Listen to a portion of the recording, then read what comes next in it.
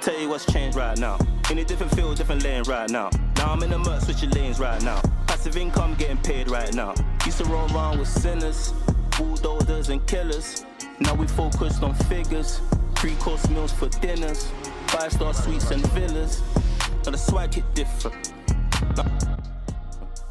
Cause the bag is different. This can't come out. And it's this stupid hair, man.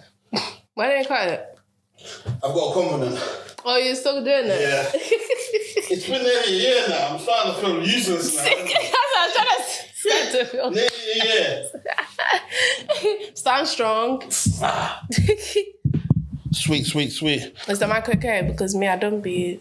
In fact, yeah, the mic's fine. But okay. In fact, make it like close to your mouth, just so. Yeah, okay, cool. That's fine. Yeah. Sweet. Beautiful. And when you're speaking into it, try and intentionally speak into it. Okay. And which camera? The camera is there and there. Okay. And you can see yourself on the screen though. Oh, I don't have my glasses, so I can't see that part. Is it? Oh, do you wear contacts? No. I've just been blind. Why don't you wear contacts? I don't know. Have you ever wore contacts? Once in secondary school. Why are you not wearing contacts? I don't know. So you're just walking around the street not being able to see? Yeah.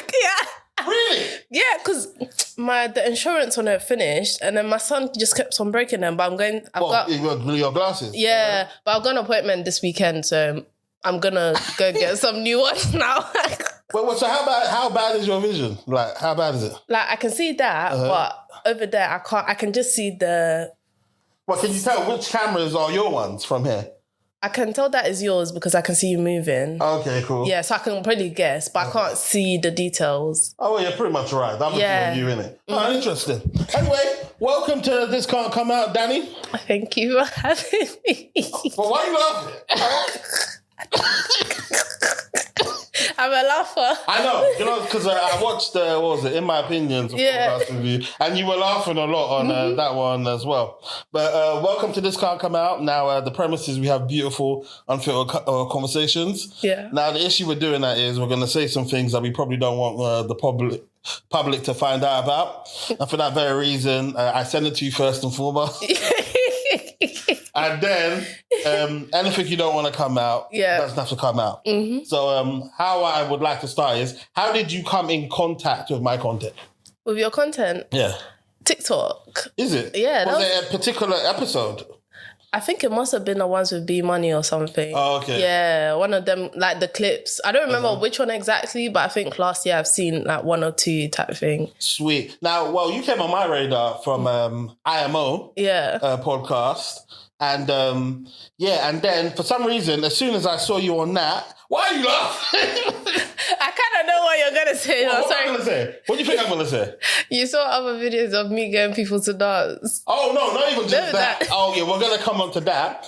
I saw you, and then I started seeing you on other people. So as soon as you were on there, you started kind of like doing the rounds. And basically, it was funny because your content and what you speak about is extremely, like, it's the stuff I saw anyway, because obviously you've got a funny side to you as well. It was like very, very deep and very like mature and very someone that's been through the ringer, come out on the other side and is now, you know what I'm saying, got knowledge. And then I think I found out how old you were. You were like only 21 at the time or something. Yeah, I was 21. So how old are you now? 22? Yeah. And I couldn't believe that you were that young, which is crazy. And it was funny because obviously you were supposed to come on a long time ago. Mm-hmm. And one of the things that was stopping me from bringing you on is the dancing stuff, innit? Yeah. Because what Danie does is, it seems, before or after the interview, she'll get her guests or whatever to have a little jig and dance with her.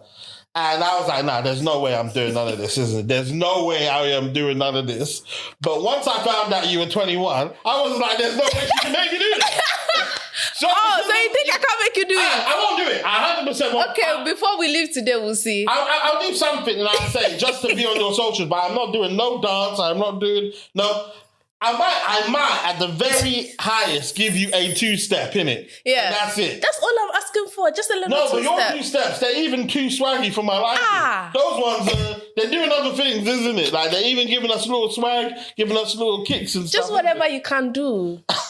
But Let me tell you what I know about your story thus far. You're from Ghana, Congolese via waist. Yeah. You came over to the UK when you were like 13. Yeah. Sweet. And basically, you found out that the people that you thought were your mother and father were not biologically... Oh, no. What happened? So I've always known they were my biological parents, and I knew who my biological mom was. Oh, you always knew that? Yeah, okay. But it was... I thought my biological mom's husband was my dad, and he was a white man, but... Wait, so you thought you were mixed race? Don't go there. No, but you thought you were mixed race? Yeah, Loki. Yeah. And then how I used to say to myself was that, oh, he's a tall man and I'm tall. So that's what we had in common. But I wasn't thinking of it because most time I was with my non-biological parents, so I'm not really thinking about... But this is in Ghana though? Yeah, in Ghana. Oh, so your biological mother was with... No, your biological mother was with a white man in Ghana. Well, she was in Holland, then later she moved back to Ghana. Yeah. And you thought that was your biological father? Yeah. And as a result of that, you thought you were mixed race? Yeah. Actually. Interesting.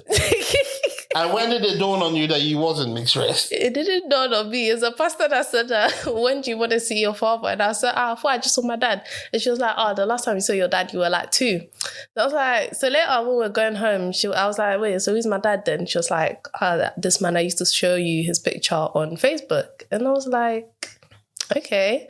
So it was through that whole pastor wahala that I actually found out who my biological dad was. Oh, wow. And what? Have you ever met your dad? Yes, when I came here... Okay. Let's start again. This seems like a continuation from in my opinion. Break down. Okay, you were born in Ghana. Mm-hmm. No. Where were you born? Holland. Okay, you were born in Holland. There's a lot of Ghanaians like that. Yeah, born in Holland, yeah. So you were born in Holland, and who were you living with when you were in Holland? With my biological mom. And her white husband. Yes. Cool. And then you moved to Ghana. Yeah, so she took me to Ghana when I was 2 to stay with my non-biological parents. Oh, okay. When you were 2 to stay with your non-biological parents? Yeah. Cool. So then you grew up with them till about 13 years old? Yeah, around that age. Do you know why they did that? So basically, my mom started to... So I started to have problems with my mom because she was taking me to... At 2? What? No, at 12. Oh, you mean when I was 2? Why she took... Why did she make you... At first, why did she make you go with your biological parents? My non-biological parents. Really and truly, I feel like she felt like she couldn't raise me up. Why? From growing up with her, being with her certain times, I don't even think she would have been able to raise me up properly, like the capacity or like even setting boundaries with me, because she used to give me almost anything I wanted more time. But with my non-biological parents, there was love and thing there, but like there's boundaries, you know, that there's certain things you just can't run type thing. So yeah, I feel like genuinely that, but then also, it was a complicatedness with, I think her husband and thing, because obviously he's not my dad, but then she got pregnant with me. Oh, okay. So you think they were together. Oh, yeah, giving you away would make them start their life together properly and stuff. Not continue. Continue their life. Yeah. Oh wow. Yeah. Oh, did you have any relationship with your the guy that you thought was biologically your dad at the time? Yeah. He's calm. I'm calm with him. Okay. Like, he's a nice man, everything. So why didn't they just keep you and have you... Oh, no, I don't know why she did that. I still don't know. What did she say? She has different... these things, but I don't believe it. Oh, wow. You don't believe it? Okay. Yeah, because the reason that she's told me it doesn't make sense. What's the reason she told you? She said that... Is that me? Oh, I'm so sorry. No, that's calm, man. This is the most unprofessional podcast in the world anyway. For some reason, I have a 4:30 alarm and I never turn it off. A 4:30 for what, though? I don't know. Okay. I just have it. But she says that she felt like he would hurt me. Her husband would hurt me. That's why she didn't want me staying with them. But I was like... Yeah, that's weird. Why are you married to him? But but it doesn't make sense. This man has not been nothing but nice to me ever since I've known him. So I was just like, and she's lied a lot like throughout my life. So that's why I'm kind of like, Okay, we'll get to that. So then they left you with, and who was your non-biological parents to your parents? Who are they? So basically, my non-biological dad was my biological mom's like family childhood friend. So their families knew each other and grew up together. Yeah. Did they have children? Yeah. Okay. And what was the arrangement? They just gave you to her? Yeah, basically. Were they sending her money and stuff, I guess? Or was she sending them money? I think it was only for my school fees, but everything else, I know that they covered it. And then maybe sometimes here and there she might send money for stuff, but most of the things they covered. Okay, so from what I've heard about you previously, you said like you kind of enjoyed your time in Ghana, basically. Oh, yeah. Yeah. What did they call you? They called you a planned baby. That's what they called you. They said you were a planned baby. Oh, They said about you. So, and also, what your the siblings that you had? Did you consider them brothers and sisters? Oh, yeah. As well. What's your relationship like with them now? We're all calm. Okay. Like, yeah, so basically it was my older brother, my non-biological parent's son, and then younger brother, which was my non-biological dad's nephew. Say that again? So my non-biological dad, his sister's son, he was born in America, but he also came to stay with us. So it was the three of us, we were like cousins, but my dad was like, we're all only children, like we're all each other's got. So yeah, oh wow, man. We're literally, I don't see them as not my brothers or like anything like that. Those are my brothers. Yeah, well, that's kind of beautiful still. Now, so what resulted in you coming to the UK then? So basically, my biological mom was taking me to these pastors. They were saying things. At that time, she had come back to Ghana. What do you mean? Saying things like what? So one of them told me that one of my friends is going to rape me. One of them obviously told me the thing about my dad. One of them told me that I have a bad heart. They were just saying madnesses. I was like... Wait, you living in Ghana? Yeah. And then she took you out of Ghana? No. As I was in Ghana, the pastors were saying this. Oh, wow. So, because at that time, she had come to Ghana to stay. So, like... it was making me uncomfortable, and I was only going to her house on weekends. So I told my non-biological parents, and then they tried to talk to her that like, can you please stop because it's making me uncomfortable. But obviously they're telling me they can't not let me go because I have to go because she's my mum, innit? So from there, then she started to say that, they're trying to take me away from her. But I'm like, no, they're literally just saying, stop taking me to these places because it's making me uncomfortable and I'm a child.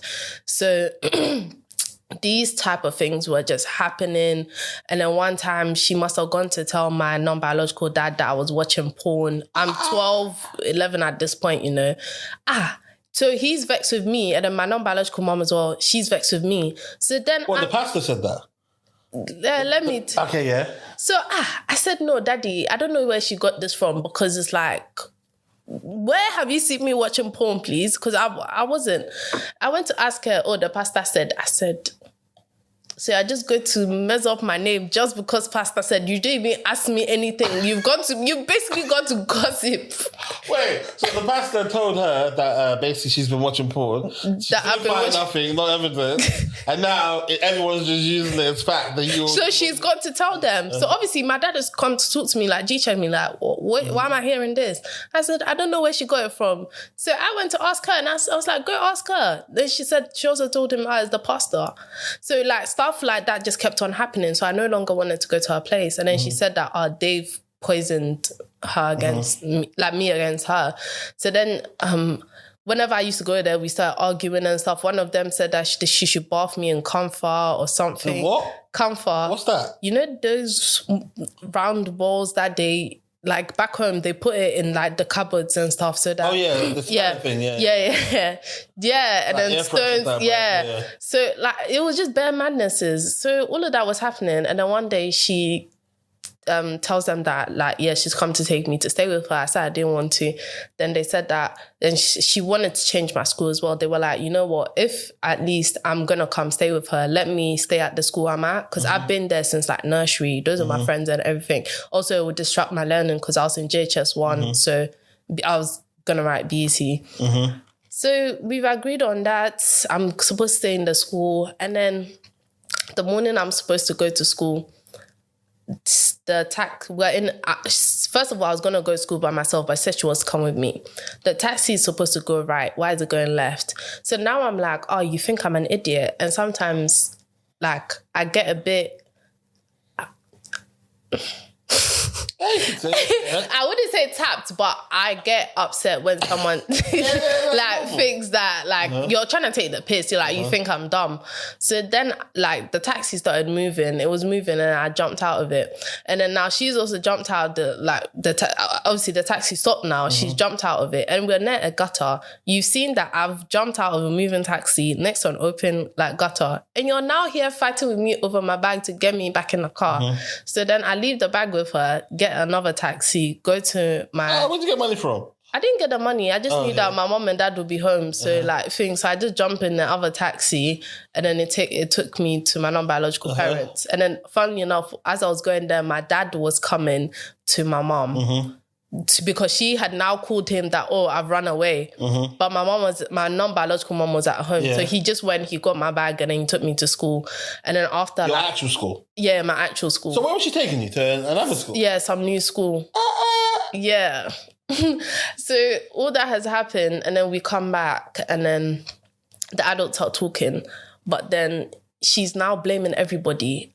And then she's saying that, everyone thinks that she can't raise me up, this, that, and the other. And we're like, nobody said that. They just said, wait until I go to SHS, then I can move here and then change school because SHS, that's different school, innit?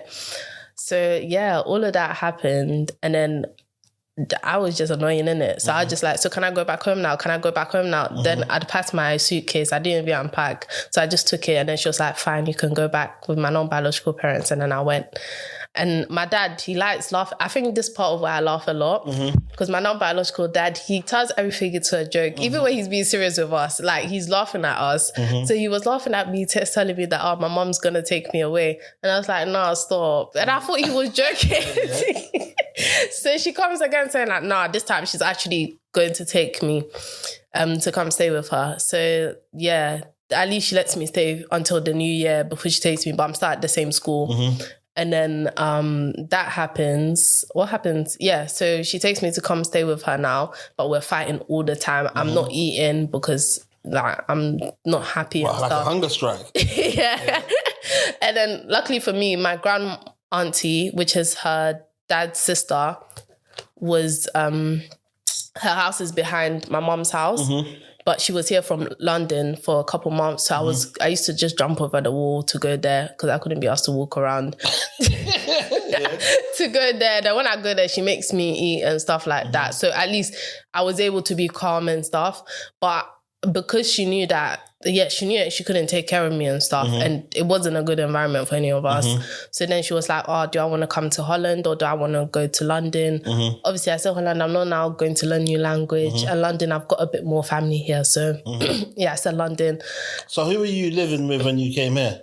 So initially I was told I was going to stay with my grand auntie, but then straight she just took me to live with my biological dad. Basically a stranger that I don't know from anywhere. Oh wow. That's the first time I actually met him, so I don't know this man. How was you feeling about doing that?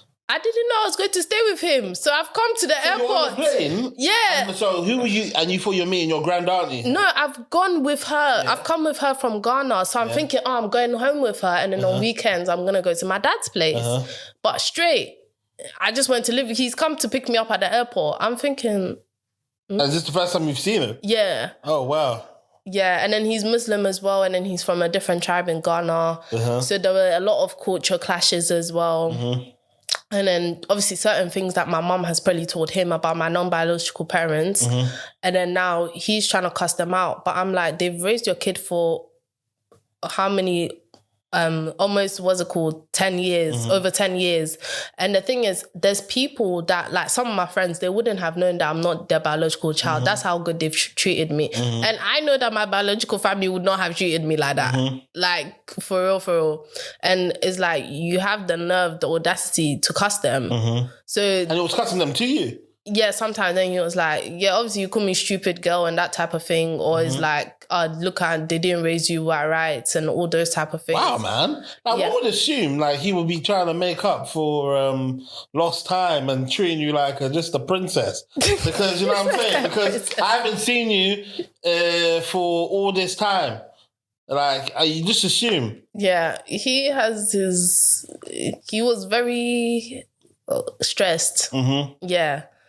What was his excuse as to why he wasn't in your life earlier? Oh, so basically, I think first when my mom got pregnant, she didn't even tell him, so he found out through a friend. But after he found out, I don't know why, he said he wasn't trying to pressure her or something. Yeah. Oh, wow. And what made him accept taking you? No. Interesting. What do you think all of this stuff like did to you, like mentally? Mentally? Yeah. What, around the whole just all of this, isn't it? Because there's a lot of because it's a lot of a young person to be going through, as in like it just seems very unsettling. Like, I want to stay with my my non-biological parents. Yeah. And my biological mum keeps taking me away. Yeah. And the people that I've known to protect me and be with me are completely helpless in this situation. Yeah. And I'm running away. I can't do nothing about it. And it's like even though you it's like you feel wanted by the family, but they can't keep you, isn't it? Yeah. So that was like a bit of a madness. And then also like, it was weird. Not weird, but it was a thing where I'll say for me, one thing that helped me was because of like the principles that I'd kind of grown up with my like non-biological parents. And it's like, even the way the standard that kind of is there to uphold for me, I feel like that's what kind of kept me grounded. And then I think one thing I used to say all the time is that God has blessed me so I can bless other people as well. So what I used to do was just pour myself into doing a lot of community stuff. Being in Ghana? While you were in Ghana? Oh, no. When I was here. Yeah. So like in school, doing stuff with the Lucian Council and stuff, like the young leaders, or even being a sports prefect, helping the younger year groups and stuff. I used to chill with my teachers because I didn't want to go home. I say most of the effects happened when I was here, because it was like I didn't want to be at home most of the time. My non-biological parents couldn't really help me that much because they were still in Ghana. Yeah, and then also they're not really, both my biological parents are not trying to let them have contact with me like that. Because there was even one time, sixth form, where my non-biological mum came to London for a bit for work, but she came to see me as well. I had to lie for me to go out with her. And even then again, she bought my clothes for sixth form. If she didn't come, I wouldn't have had clothes for sixth form. Like, literally.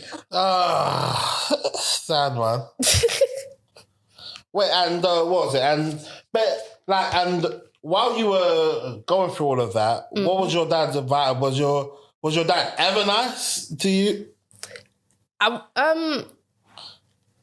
No, I wouldn't say that he was never nice, but then, no, there were random times where, you know what, he would do something nice, or maybe here and there he might get me something thing, but yeah, it was more one-offs type thing. But he was a very thingy person, like angry. Oh, wow. Yeah. But angry to you or just angry in general?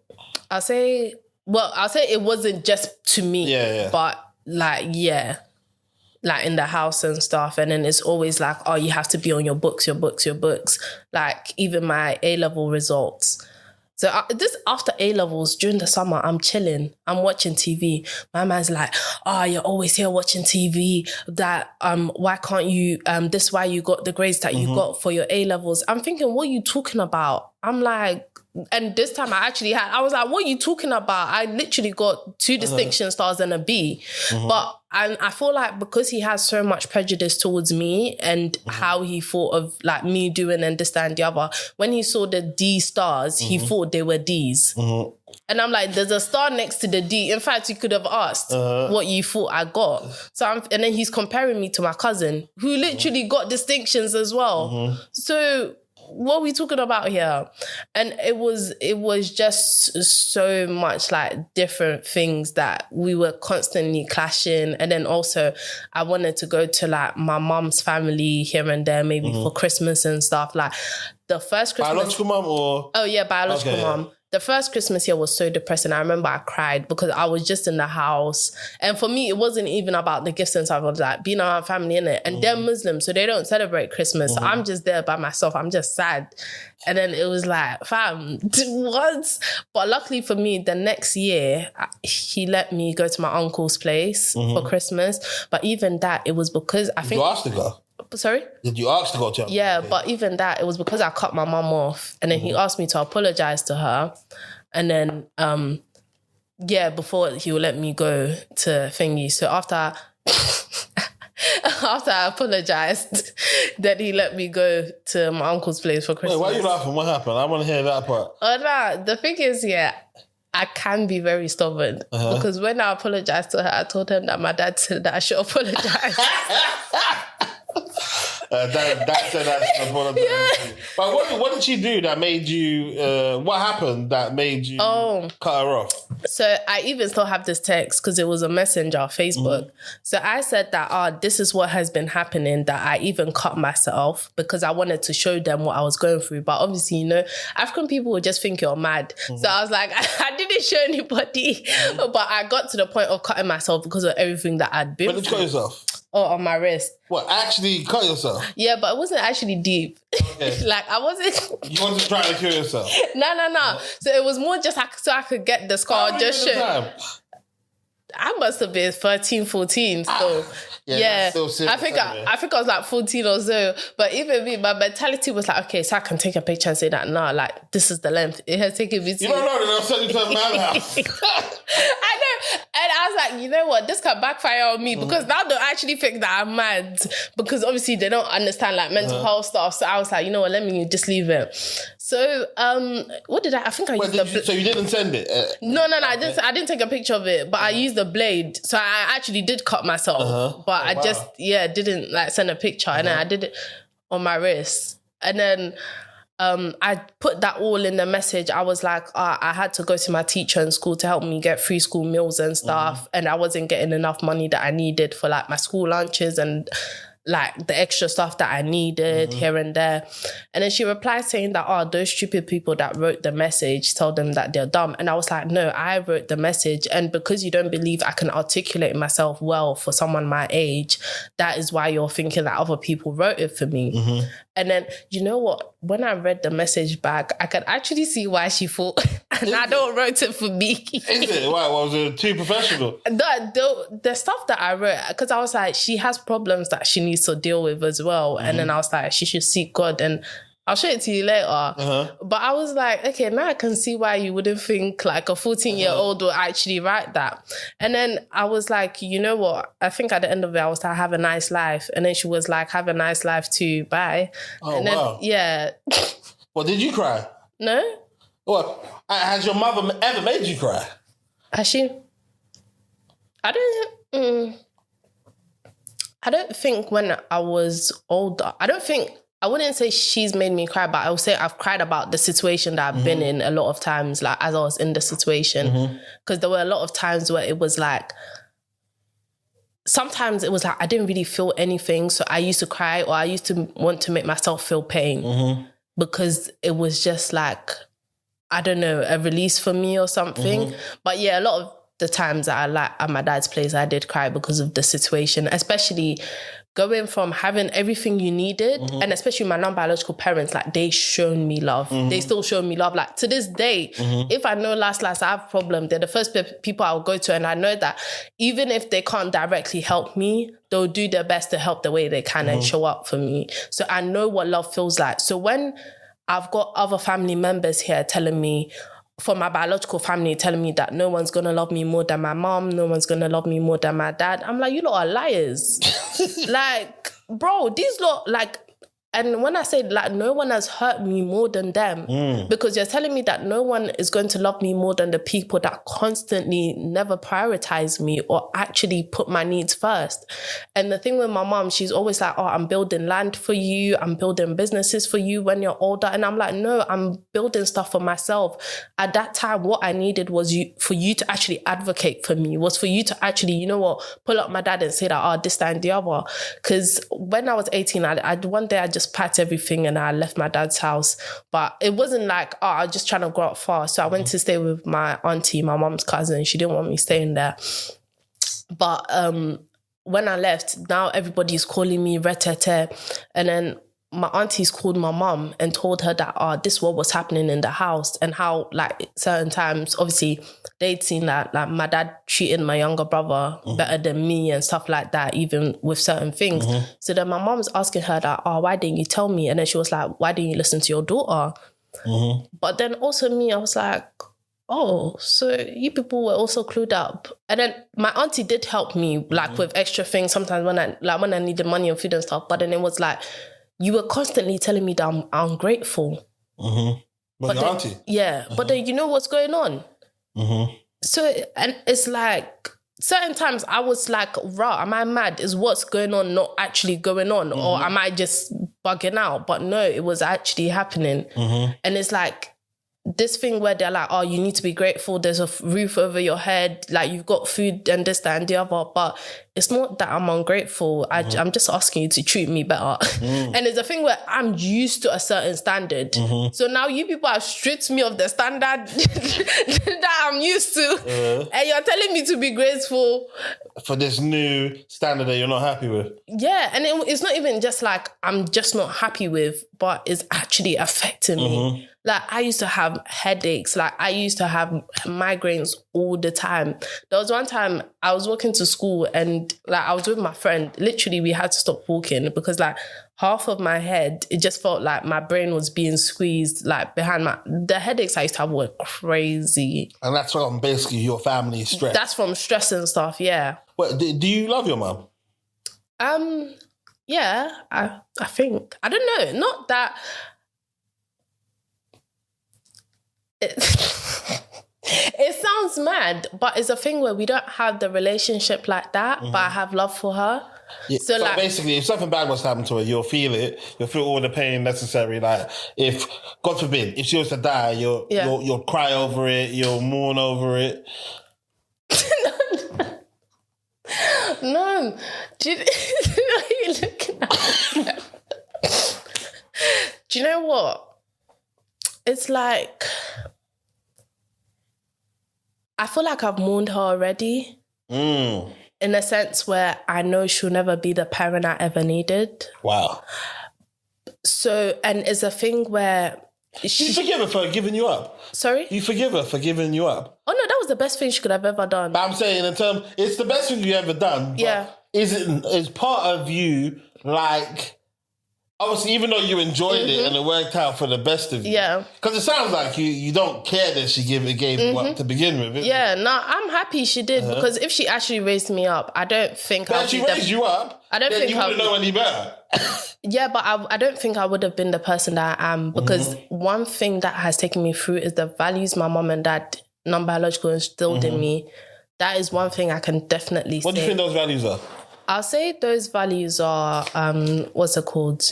One thing that they did instill, like being God-fearing, but giving to others, giving freely, being hardworking and being resilient and working together. Because in the house, we used to do stuff like together, like clean together and this, that and the other. Sometimes I remember one time my dad asked me to do something, and I was like, it's too nasty or thing, I don't want to do it. He was like, okay, come here. He took me there.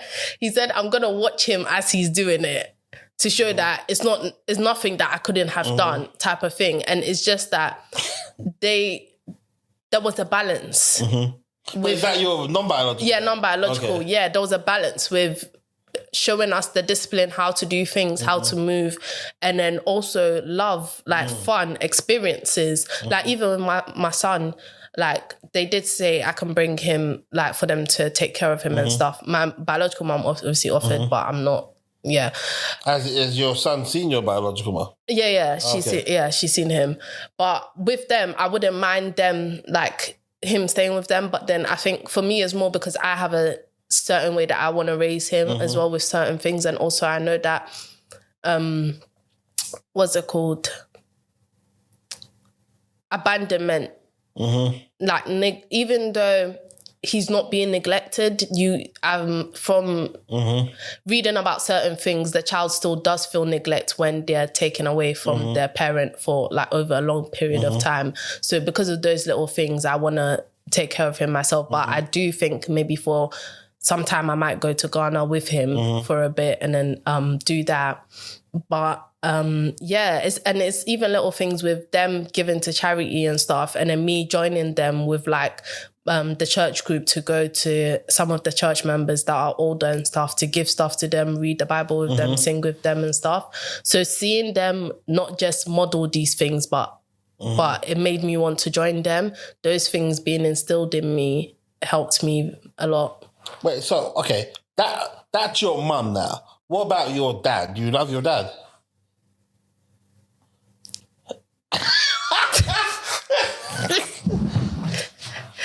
It's almost like you believe that you're supposed to say yes, and you just don't want to say yes for the sake of it. Yeah, like for me, certain things I won't lie about it. Like him,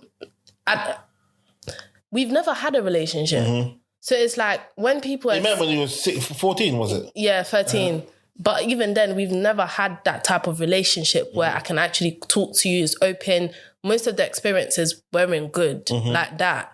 So it's like a lot of the time people are like, oh, but that's your blood. When they're gone, you miss them. What am I going to miss? Like, they don't deep that you need to have a relationship for you to miss someone when they're gone. And more time when people miss their parent when their parent is gone is because now you can actually say that, oh, maybe they would have done this because now they cannot disappoint you because they're dead. Because when they were alive, they could have disappointed you when you thought they would have done certain things. But now because they're no longer here, you can now have the wishful thinking of what could have been, because they can't disappoint you now. And for me, it's a thing where with him, like straight, I'm not even... Like my mom, there's been times we've had good times when I was younger and stuff. So there's the love there we talk is like... I'm more love from a distance type thing, but we talk, she could see my son, this, that, like, it's calm. But my dad never been. Wait, and have you got other siblings from your mum? No. Okay, so you're the only child for your mum. Yeah. Which is interesting, isn't it? Because I feel like part of that could be a case of she can't have any other children, isn't it? So she's almost like, this is my daughter. I've got a daughter out here and I want to be a mother to her. Yeah. And what about your relationship with your dad's your sibling, with your dad? Have you got a relationship? Ladies and gentlemen, this part of the conversation is too spicy to come out. This is it. There's a lot. Interesting. So wait, and when did you start therapy? Therapy? Yeah. Like going to therapy? Yeah. I've never actually gone to... What? So wait, where did all this wisdom come from? What happened? Not that I've never gone to therapy. So like in secondary school, I went to the school counsellor. This woman said I should wait until I'm 18, I can leave the house. And then all the other things she told me was stuff I already knew. When I was pregnant, I went to talking therapies. The woman told me that because I'm pregnant, we can't talk about traumatic things because... She said we can't talk about traumatic things because I think this first session... The baby or something. Yeah, I cried a lot and then it was... But I'm thinking, okay, but... You want me to talk about happy times, but this is what I'm going through. So what am I supposed to do if I can't talk about what I'm going through? Even though it's traumatic, this is what I'm going through. So what am I supposed to do? So I think after the second session, I stopped, man, because it wasn't worth it. Fucking hell, man. That's a conundrum, isn't it? Yeah. Now, obviously, based on what you've experienced already, I can only imagine what you were going through once you were pregnant. What was life like once you were pregnant? When you were pregnant, what was life like? So basically, what did your mum say? Bear in mind, this is the child that's been watching porn and then she... Wait, so how old are you when you're pregnant? 19? 18? Yeah, 19. 19? Yeah. Yeah, so what happened? Yeah, 19. So basically, I was living with my auntie at the time. And then,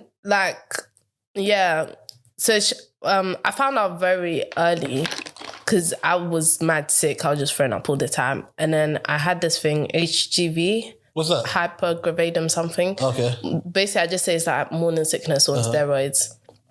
I went to the antenatal clinic. They told me that they can't help me because I'm not more than 12 weeks pregnant. So you already knew you're pregnant now? Yeah. But I'm saying, before this even, when you found out, like the initial... Yeah. Yeah, so...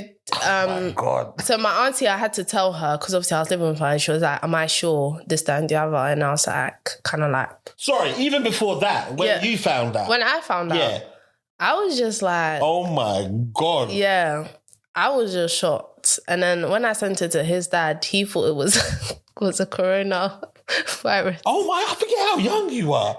Shit, this happened during COVID. Yeah. Oh my God. He thought it was like a COVID test. And I was like, no, it's a pregnancy test. So you sent it to the guys? Yeah. And then... And how old is the guy? Same age. Okay. Yeah. Is it like a college crush? College situation? Kind of ish, but not in the same thing, but from the same area, innit? Uh-huh. Yeah, so then he was more happy about it. Oh, okay. Like That's more, nice. He was more positive. And then I was just here, and then he was like, oh, you're always overthinking this, that, and the other. Don't. No, you're not. Like, literally. And then he was like, oh, don't be negative, like, about it. Like, it's a blessing. It's like, what country is he from? Nigeria? Jamaica. Fuck, man. Okay. I don't know why I wanted to write Nigerian, but anyway, continue, yeah. So I'm thinking, okay, I'm like, you know what, we can't, at least gonna be supportive this time, the other. But even then, it wasn't like, it was a situationship, like, it was a confusion, like, situation. Oh, so you wasn't actually together at the time? I don't even know what it was. But so technically, yeah. So, yeah. But by the way, at this point, were you not trying to get some clarity as to what you are at this point? No, I had. Uh-huh. So before that point, he had said he wanted to be together. Okay. And then, but what he used to do was talk me around in circles. So that was also a manipulative relationship that I didn't Oh my God, yeah, continue. Yeah. So what he used to do was like talk me around in circles, didn't it? So it's like, I'll ask a question. I want to be with you. So are we boyfriend and girlfriend? No. But I want to be with you. And like, oh, we're working towards that, this, that, and the other.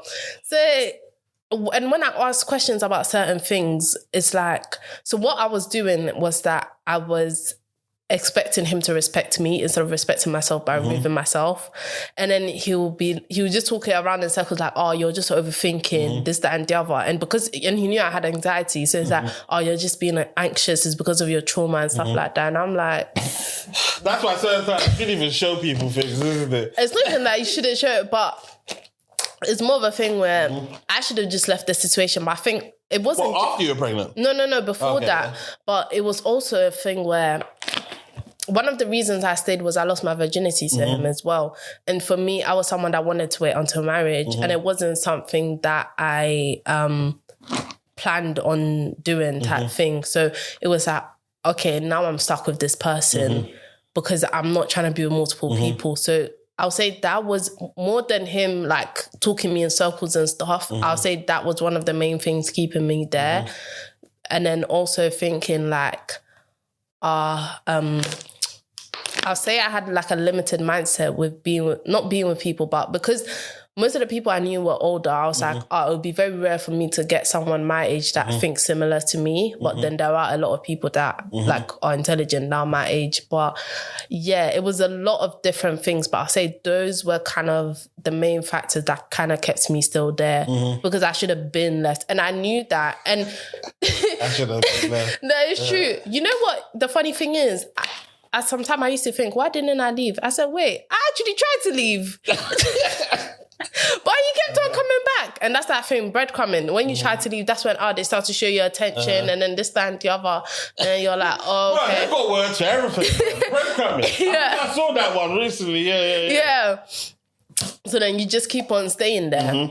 And it was a thing where, for me, in a sense where I don't fully blame him, because if it wasn't him, someone else that saw me, that the way I was like a given person, or this, that, like that person that, oh, you know what, I understand, benefit of the doubt, someone else would have taken advantage of my kindness if it wasn't him. So it wasn't about him doing that to me. It was about me not being able to remove myself from that type of situation as well, which a lot of people normally don't understand, because it's always, the person this, the person this, the person that. But what decisions did I make to keep myself in that situation as well? That's more of what I looked at to actually say that, okay, these are things that I actually need to work on so I can build a backbone, because I didn't have one. Wait. It was... Ladies and gentlemen, this part of the conversation is too spicy to come out. Don't finish me. So yeah. So now, obviously, you found out now. It's happening. Now, explain telling your auntie, innit? Or who did you tell? So I told my auntie first and then she was like, so I have to tell my mom, like both non-biological and biological like parents. And then how did they react when you told them? So my biological mom, sorry, at that time I wasn't talking to her. Is it? Oh, why? They weren't talking for a while because I'd gone to move in with my auntie. Oh, okay. She didn't want me. So she stopped. Actually, she stopped talking to me, so it wasn't me. So yeah, then she's texted saying that I shouldn't have an abortion, that this, that, and the other. Okay, that's good. So you're both on the same page, yeah? Yeah. And then, but it was still not, but it was, calm. And then my non-biological parents, obviously they were disappointed, but they were like, they know me.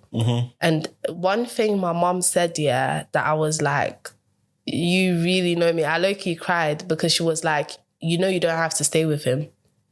And she was like, and also she was like, don't feel forced to stay with him. And they did say they were disappointed, but obviously they know who I am, what I do, and how hard I've been working. And they just know me. So they were, even though they are disappointed, they're still here to support. So yeah, since even before that, almost every at least week or 2 weeks, they were calling me, but they were calling me more frequently to check that I was okay. And then also because I wasn't able to eat, they were just checking that I was eating as well, because I wasn't able to eat.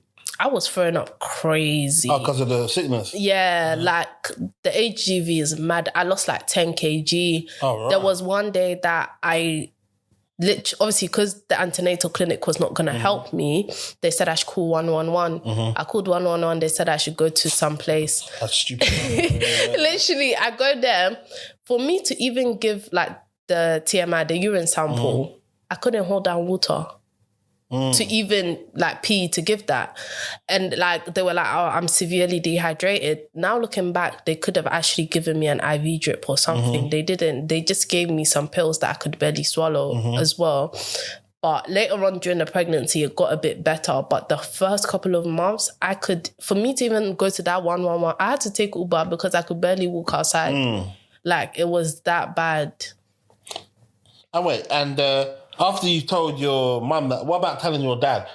I didn't tell him. I wasn't talking to him. Since I left the house, I haven't spoken to him. It was only once, I'll say, when after I'd given birth, they got him to come see me and like my son. But yes, apart from that, how was that experience when he saw him? When he saw your son? No, it wasn't just him in it. So it was him, his brother, and then my mum that were there. So more time they were chatting to each other. Oh my God, man. This is kind of like, is this where the situation is right now? As it stands right now, like no one's actually really, I thought this was like a happily ever after situation. That's a happily ever after. Yeah, so the vibe is right now, they're not even really that cool. You're not really that cool with them right now. Like with my biological dad, no. Oh, right, man. So, is there anything, do you want to, is there anything that can even be done to, like, soothe the relationship? There was never a relationship. Yeah, but sad. And it's not something I want. Like, is it something that he wants, even? I don't think so. It's kind of deep. Okay, but when's the last time you've cried, isn't it? Just in general. Definitely, I've cried sometime this year. Is it? Over what? I think a movie. Oh, okay, cool. Yeah. Cool. Well, that's a good cry. What movie did you watch? You're not sure? I don't even remember. Oh, okay. Now, obviously, you said you've got a son. Mm-hmm. Is your baby's father, biological father? Yeah. Is he involved? Even him, I'd have to like keep my distance because he was just trying to do anytime, anyhow. So I was like, if you're not going to show up consistently, what's the point? And then what, did he pattern up? No. Oh, so wait, your son must be about 2 or 3 now, isn't it? He's 3 in November. Oh, wow, okay. Yeah. And what, so does he, as in like, if he was walking around, would he know who his father is? He'll probably recognize him, I think, yeah. But, yeah. Crazy. Now, wait, so how do you find, are you dating currently? Talking. Is it? to who? Someone. Is it? What's his name? Don't finish me. Wait, so, yeah, and how are you finding dating with a child? Because I know some people think that that's a thing. It seems like difficult. Years long. Well, for me, it's not my priority. And even right now, I haven't really been in my routine. So I know when I'm proper in my routine, it'll even be harder because there's a lot of things that I need to be doing that I need to get back on. But I'll say, yeah. I think for me as well sometimes, because some people will go straight to, let's go on a date.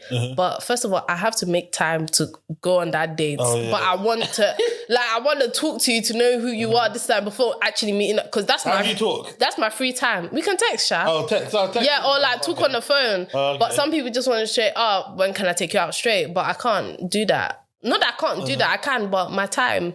Like, that's my actual free time. Yeah, facts. So I want to know if we can hold a conversation first before, okay, let's go out and this, that, and the other. Oh, so this person, did they maintain messages first and foremost? First? Yeah. Okay. And how long was that for? How long did they maintain their texting and telephone? Like for a bit.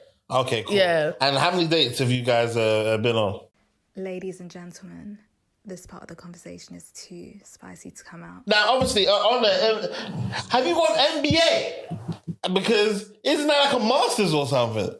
No, I didn't go uni. Yeah, but I heard that you went on some course. Oh, yeah, I've got that. But that's for business. So it's like on entrepreneurship. Yeah, but isn't that still a master's though? Was that a master's? I think it was a bachelor's. I'm not too sure. Oh, it was a master's. Yeah, I think so. Well, based on the interview I had. Now, so from that, as in obviously, when I'm hearing you speak, like as in I think you said you wanted to become like a speaker. Yeah. Stuff. And you've been actually doing it, innit? Like, yes, I've been doing some speaking stuff this year, but I haven't been active with the outreach because that's how you get booked. So that's what I need to get back on my routine with. But I'm not sad that I so like basically I've kind of just been doing side quests the last couple of months. But I've been loving it, like more stuff in the creative space. I actually want to do some more modelling because some people have been asking me if I model. So I was like, you know what? Well, like I said, online you look like you're 9 foot. That's a 9 foot. You're tall, yeah, but you're not that. How much? You must be like what? Is it 6 foot? I'm like 5'9.5". No, you're taller than a stand up again, sorry. No, I'm 5'9.5". Nah, stand up. Stand up. I said stand up. Let's see this. Okay. For some reason, you look about online, you look mad tall. I don't know. Maybe it's the people I'm standing next to. Yeah, facts. And maybe it's because you're like very svelte as well, isn't it? Very slender. So I don't know, maybe it makes you look taller. And it's the waist as well, isn't it? All of that stuff, isn't it? You don't really see people like that high being able to do shit like that. Okay. And I saw you at, what's it called? 5 to 9. Yeah. Well, how did you get that gig? Do you know what's funny? I wanted to reach out to them, so I followed them. And then literally a couple hours after I followed them, they reached out to me because the person I was supposed to speak cancelled or something. So it just happened to work out, yeah. Now, big up them still. Yeah, I know those guys as well. Ladies and gentlemen, this part of the conversation is too spicy to come out. Now, in terms of, obviously, once you becoming like a mother now, like what are the hard parts do you find about motherhood? Because it seems your journey would be more significant than others due to the fact of your own experiences, isn't it? Yeah. So I just want to know what have you taken from your own experience that you decided, my child, you are going to experience X, Y, and Z, innit? Yeah. Like, what are those things that you are experiencing in motherhood now? I'll say for me how I've always been intentional about how I want to raise up my son. So like when you're vulnerable and you're pregnant, then you can get a family nurse in it. So because I was vulnerable and pregnant, I had a family nurse. So one time, so I talked to her about how I would want to raise him up. Some of them I'm not doing, but some of them I'm working towards it. And then I spoke about not wanting to beat him or shout at him. And then she was like, so if you're not going to beat him, how are you going to discipline? Well, where's your family nurse from? What country? Oh, Jamaica. Oh, that's interesting. Yeah. Okay, yeah. They So gave you a black one, yeah? Yeah. So she was like, if you're not going to beat him, how are you going to discipline him? And then I was like, I don't know, but I'm going to find out. And a couple of years later, I found out because I did the research to actually find out. And that's the thing. A lot of people are like, oh, there's no books written on parenting. But there are actually books on healthier ways to correct your child, discipline them without, pain or scarring them. And being intentional about how you're responding to them instead of reacting to them. And the thing is not that I'm always calm. I'm not always calm. Like sometimes my son will do something, I just shout because I'm like, Charlie, why? Half of the time I'm like, bro, what are you doing? Your glasses. Charlie, last year I had to change my glass. Luckily I had the insurance like 5 times. I had to get new frames. Well, what does he do to them? Just break? Like, obviously, when he was younger, I'm carrying him a lot. So he just take it on. Oh, so it's not that I'm leaving it on the side. Take it off my face, dash it. I'm like... that must be the funniest shit in the world here, bro. What? Literally. Hopefully now he's older, not as much, but I'll get new insurance, But, what's it called? And there's sometimes where I'm like, I'm being reactive, but I have to catch myself out, like within that moment. And it's the thing of, because I'm intentional about it, I'm able to actually slow down and say, you know what, chill out. And what I realized was that the times where I do end up being a bit more reactive to his behavior, it's stuff that I'm normally calm with, but it's because I'm now stressed that I'm taking it out on him. So when I see that, it's just like, maybe I might come to, but I'm like, no, calm down. Have you said sorry to him before? Oh, yeah. Oh, No, definitely. That's all right. I'll definitely say sorry. But what do you do wrong to say sorry to him? To say sorry. I think, what did I do? I think I must have pushed him. Oh, just like by accident. Like, oh, yeah. Boom, boom, No, boom. not by accident, but You pushed him out, shit. yeah, Right. no, but I pushed him onto like a cushion, but he started crying. Now I'm like, you know what? Sorry, yeah. What, does he ever ask for his dad? Not really. Okay. Like, but also he's what's it called? His speech is a bit delayed, so yeah, he's not fully forming sentences. That's happening a lot. But as in, like, that happened to my my cousin, my baby cousin, but obviously now she just can't stop talking, isn't it? So yeah, it's interesting, isn't it? Yeah, but the thing is, he's trying to talk. So even with that, because right now I'm not like fully in a routine and stuff, I'm not being as efficient with my time, and then. I do a lot, go around a lot, and then people are like, you know what, you need to rest and stuff. I know I need to rest, but I know I'm not doing enough compared to what I need to actually be doing. So I need to get back into like my routine and my habits of like proper working out, but like having that set routine. So even I'm redecorating my place as well, because I'm like, your So space. by yourself? Oh no, my friend is coming to help me tomorrow. You're not female? Male. Oh, okay. What? It's okay. That's interesting. I'm just saying, isn't it? How did you make this friend? Pardon? How did you meet this friend? Social media. Oh. Yeah. Well, when did you meet him? What? When did you meet him? When? Like, during COVID or? No, last year. Last year? Yeah. Okay, that's a very nice, generous guy, isn't it? That's a nice general. Has he got a girlfriend? No. Oh, he's not. So he's single as well? Huh? Yes. Oh, okay, interesting. Well, is he a good-looking guy by any chance? Yeah. Oh, interesting. Well, so does he know how to paint and stuff? Yeah. Oh, so he's a painter? No. I didn't ask. I just said come because I need someone to help me fix my bed, didn't it? Okay. And then, but I've painted half of the house, but I just left the living room to paint and then put my bed together. Oh, no problem. You're annoying. Hey, I haven't said anything. No problem. That's interesting. Okay, that's nice. Well, is he known for like putting beds together? I mean, like, is that a thing that this guy does? No, I just said you should come and help me. Why him? Because I want to. Okay, nobody else.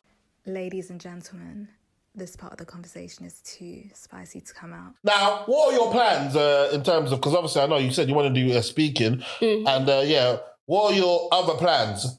And and not only just your plans, what are your passions as well, other than this mental health stuff? What do you consider, your actual, what is your thing? What do you do, basically? I help people. Okay, help people. Yeah. And in what fields? I say mainly mental health. Okay, cool. Yeah. But for me, it's more like holistic type thing with helping. Because like mental health is not just about your mental. A lot of people don't actually want to improve their mental health because if you look at what it actually takes, a lot of people don't want to make that sacrifice. A lot of people don't want to be real with themselves about how they actually show up. Like even for me, as I'm saying right now, I'm not on job. Like I'm not where I need to be. And I know that. And I know that that is affecting other parts of my life. How I'm showing up for my son, how I'm showing up for myself. You know what? I've taken a bit of a break. I've been a bit lazy, but we need to get back on it because I know that when I have more structure and I have more routine, I can be more efficient and I'll feel better within myself. And also I'll be eating better as well. So I have more energy as well to do things. It's not like just about how much you're doing, it's about like the efficiency and stuff. And that all like comes together to making sure that I'm able to show up. I'm able to actually be living like a good life type of thing. And for me, it's also that thing of, I've said this a couple of times, building community with the people around me, like making the effort to actually like meet up with people because normally I don't really do that. So it's like trying new things as well because I feel like because I've grown up quick, I've just kind of like, first of all, Grown up quick, you reckon? Yeah. Why do you reckon you're growing up quick? All the things that I've been through. I'm not sure if it's growing up quick, but I know you've lived a definitely very eventful life, isn't it? Yeah. So I'll say more like... Then again, you had a child quite young. With responsibilities and stuff. I've kind of, in a sense, raised up myself with like needing to like make sure... Because even before I had my son, it's like, bro... If I'm not on job, nobody has me like that. Unless, apart from my non-biological parents, nobody here has me like that. So I needed to be working. Like I was working like 50 hours sometimes when I was 18. Somebody recently, at any point, did you feel as though it was possible for you to be homeless? To be homeless? Yeah.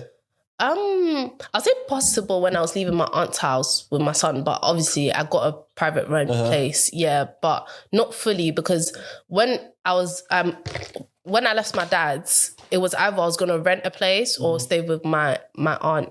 So if I wasn't staying with her, I would have been renting a place and I was working full time and I was saving money as well. So fair dues, isn't it? Yeah. Because we were having a debate and we were like, nah, girls...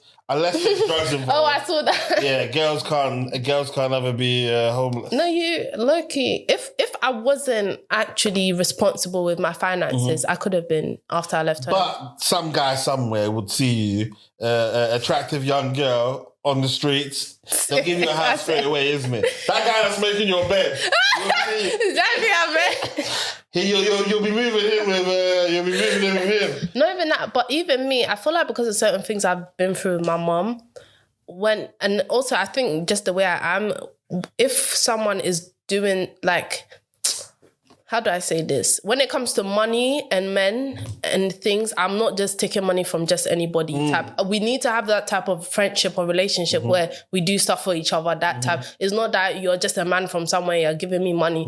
Because I go straight to thinking ulterior motives. And yeah. And you should. Literally, and I'm not doing that. And then also it's a thing where money has been put, I'll say in a sense, above me so much that I don't want to put money above people or just because of like money, I'm talking to somebody or I'm entertaining somebody.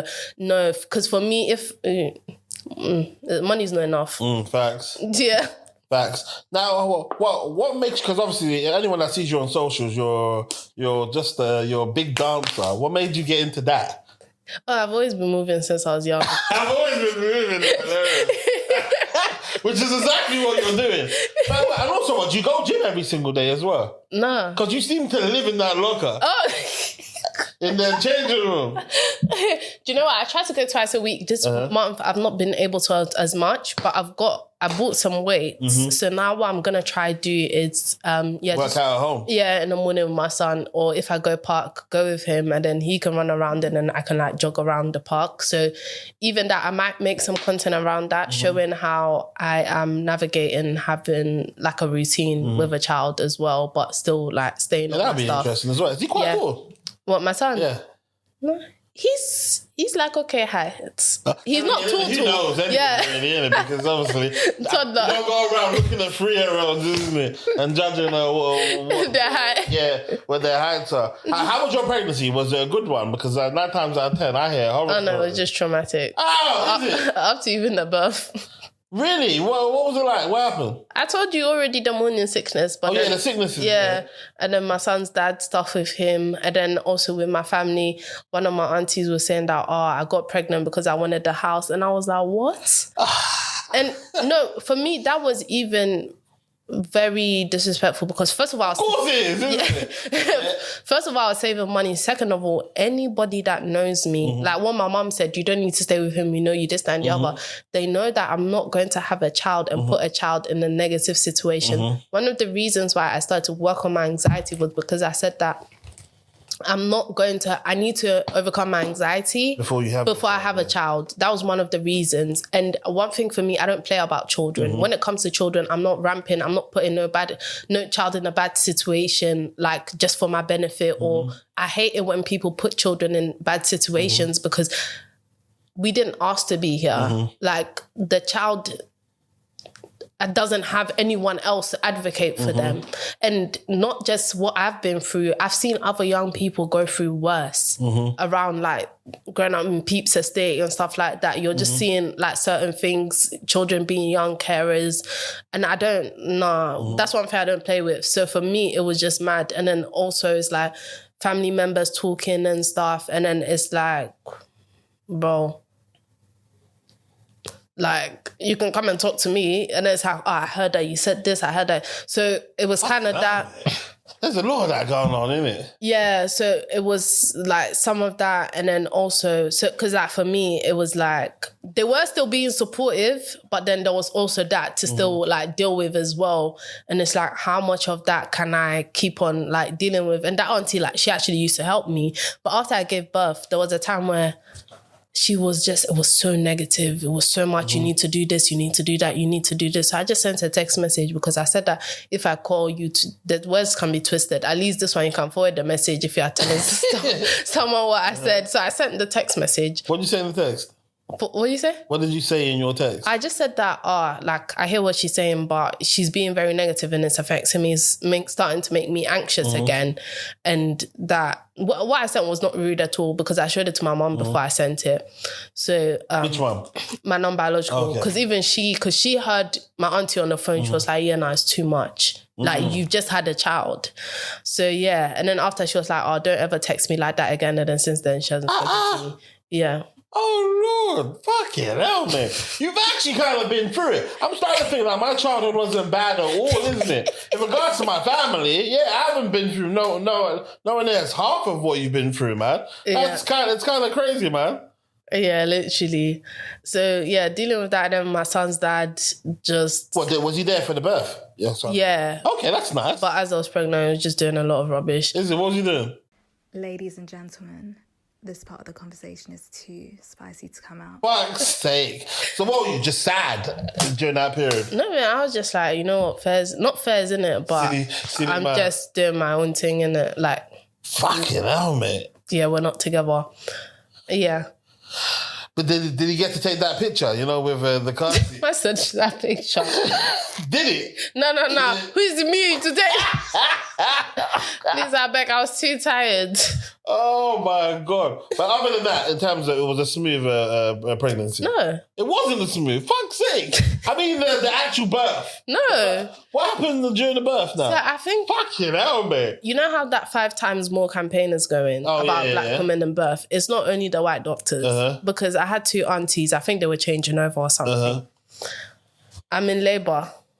I'm in the room, like they've checked me twice. There's a ringer thing. So I was being monitored because his heartbeat was in and out. So twice it's gone off, like the room floods with doctors. They come in. Twice this has happened. These people are ignoring me. After, because I'm like, I think the baby's coming. In fact, at some point, I wasn't able to breathe through it properly because I didn't want to use any medicine or anything.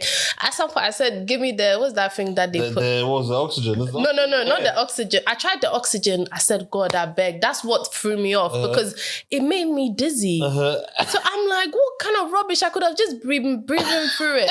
So then I epidural. So I was like, can I have the epidural? Because I said, I'm not hacking it. Was it too painful? Yeah, they were airing me. Bro, I must have asked like more than 3 times. These are and they're there. They're there. Both women, it's 2 women, 2 black women. They're there. 2 aunties, they're there. And then that's why Mama Danie, she said, have people that can advocate for you in the room when you're pregnant. Because if I had people that had actually said, okay, advocate for me, that should have not been happening. Who was in the room? And then, so it was my son's dad and my biological mom. Okay. So she's there. My biological mom is telling me that, you need to feel the pain. I said, what? Did you feel the pain? Yeah. I was like, I feel it. I'm like, why would you say that to me? I'm having contractions. So she's saying that she's bare touching me. I'm like, no, don't touch me. And then she's still touching me. And then it's just so much going on. And I'm like, I think the baby's coming. They're airing me. I think the baby, I just start pushing. Now before they're coming, they're like, you're not supposed to push like that. How am I supposed to push then? You didn't tell me nothing. Then I'm like, I don't want to give birth on my back. It's better that way. I said, no, I don't want to give birth on my back. They're like, it's less messy that way because TMI, like sometimes you might poo or whatever when the baby's coming. So because they didn't want it to be thing, they made me give birth on my back. I was too weak. So I just pushed. And because... Well, when did you, if not your back, then what? On all fours. So because it makes it easier. So because I wasn't like, they didn't respond to me like on time. I was just pushing and he literally just came out quick. Oh, wow. So, but I had like, I think a 3rd degree tear or something. Okay. So I had to get stitches. I couldn't sit down properly for like at least 3 to 4 weeks. Fucking hell, man. Yeah. And then after, I'm like, can we wait a bit longer before we cut the umbilical cord? Why did you suggest that? I've forgotten what it is, but I think they get more of the blood or something like that. So basically you were reading up on this type of shit. Yeah, so I actually do my research. And then you slipped it. Not even that. So I'm like, they were like, it's been 3 or 20 seconds. I said, can we keep it longer? And they're like, no. I said, you know what, just cut it. Bro, it was it was just like, what the heck was this? Oh my God. Wait. I'm surprised that you're not a stubborn person. Me? Yeah. I'm stubborn. Well, is it? Okay. I can be stubborn. It's more, I'll say I'm more stubborn when it's something that I'm not trying to do. Oh, okay. Like that's when I'm not having. Yeah, I'm more very easygoing. But if it's something that, like, if you're telling me to say sorry for something I'm not sorry for, I'm not doing that. Like, since I was young, I'm not doing that. Like, I can be hard-headed. Like, yeah, it's like 2 sides type of thing. Because like even in secondary school, sometimes there's certain things like that respect thing, because it's like I try to respect everybody. So I'm not. So obviously, there's sometimes you're not always going to be respectful, but it's like if you're blatantly trying to take the piss, like I might bug out. Because there was one girl, like even in secondary school, obviously I've come straight from Ghana, innit? She's like not the most popular or anything, but like in a group of friends. So she was trying to pick on me. And I'm like, bro, I can see they don't rate you. Even though I'm new, I can see they don't rate you. But she was trying and trying and trying. I'm like, you know what? I don't like you don't like me, fair, but still respect. Why are you chatting about me? And then she's seeing me and then she's Where's she from? She was mixed with different things. And then she was barging me. I said, nah. But for me, my dad told me like never to hit someone first, innit? So there was one day where, what happened? Oh yeah, we were walking. I think she must have barged into me. I said, thank God. No, she pushed me. That's when I said, thank God. And then you hit her. Because You beat her. yeah, so then we ended up getting into a Danie. fight. But luckily, but it looked so bad because we went from one place to another. But where they looked at the main CCTV, it just looks like I'm beating her up. Oh, so that doesn't catch her barging you. No, but they caught it later on because they took people's statements in it, and obviously people backed me. And then, like, even that, I went too out of character because after, like, her face was red and everything. And then this girl was going to tell people that, she beat me up.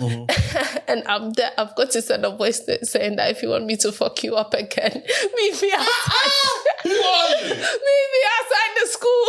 Who are you? I don't know this version of you. No. That wasn't that long ago, you know. I Was it 15? Yeah, that was like 2017. 6, 7 years ago. Yeah. So that, and then obviously they have the voice note. So she's gone to now report me to her parents and the school saying that, I'm threatening her. I said, I didn't threaten you. And then they play it. Yeah. And I said, that's not a threat. Yeah, I said that. if you want to, yeah. No, because I said that if you are saying you beat me up, come and show me that you can beat me up again. And then what happened? Did you get in trouble? Yeah, but you know what? Because this is how much people know me, my character. The lady that was in charge of like the pastoral whatever, she was one of the head of PE and she knows me. She was like, Danielle, this is not you. Like, I know that this is not, like, you're not going to do nothing like that unprovoked. So they punished both of us. Oh, wow. Yeah, so we both got internal exclusion. What does that mean? Internal exclusion? So it's basically like solitary confinement in prison. That's hilarious. Yeah. You can't enjoy anything in school. You're just there by yourself. You just have to be silent in that room for the whole day. Squash the beef? Oh, nah. Oh, sorry. Not that we didn't squash it, but it wasn't my cup of tea. She knows that I don't like her. Even if you see her today, what happens? You say hello? Maybe I'll say hello or just walk by. But it's not anything, because it was very dumb. It was like, bro, I was actually nice to you. The people you were trying to, what's it called? Impress. They didn't even like you. And I was the new person. They had come up with you from year 7. I came from Ghana a couple months ago and they were backing me. Like... Oh, that's sad. I feel sorry for her, man. Literally. I should bring her on. She can tell her story. Now, I was going to say, why didn't you end up going to university then? Uni. It was a thing where, for me, it was like, there's a couple of different things I wanted to do. And I felt like I didn't really want to go uni enough to go. But also it was a thing where I would have been having to work full time to support myself, and I would have like moved out of home as well. So it's like, shit. Well, have you not got a British passport? No. Oh, fucking! Because I'm clocking. You're from Ghana and Holland, isn't it? No. I could have got the. I've got an indefinite leave to remain. But so would you have been able to get a student loan? Yeah, I would have. No, but I mean, on top of the student loan, I would have had to like fully support myself financially. I don't have parents helping me here. Yeah, I wouldn't have had that. Oh, okay, so having that burden, and then obviously moving out of home, I wasn't trying to go back, like stay at home. So it's like, okay, now I would have had to be renting as well as doing that. So working full time, uni full time, and then also I wanted to start a business as well. I was like, nah. Yeah, to be fair, innit? Like a lot of people, for what a lot of people want to do right now, it's not actually... It didn't make sense. Well, at that time, I didn't. I think I wanted to be a probation officer. So if anything... What, in the prisons? Yeah. Oh, yeah. Well, yeah, okay. If anything, I would have done... I think they did have an apprenticeship. So I was more leaning towards apprentice. I did actually do an apprenticeship. What made you want to become a probation officer? I'd love... Just change. Not that I love prisons, but... I was going to say I love prisons. Yeah, but I watch a lot of prison documentaries and it's kind of seeing the stories behind people. So being able to help people that have not really had the best cards dealt with to them and the system not really being built to actually help them. Yeah. Have you had a job within the prison system before? Yeah, you'll be able to get... Well, based on your background already, you'll be able to get one of those jobs easily. Yeah, I'll say not even job, but do it through being... So my thing was like, even with a job, there's a lot of red tape, but if I do have my own organisation or join an organisation that does stuff like that, I can go without the... Yeah, facts. You can just go and do your talks there. What time is it now anyway? I was even... Yeah, because... Oh, raw. Tell you what's changed right now. In a different field, different lane right now. Now I'm in the mud, switching lanes right now. Passive income getting paid right now. Used to roll around with sinners, bulldozers and killers. Now we focused on figures.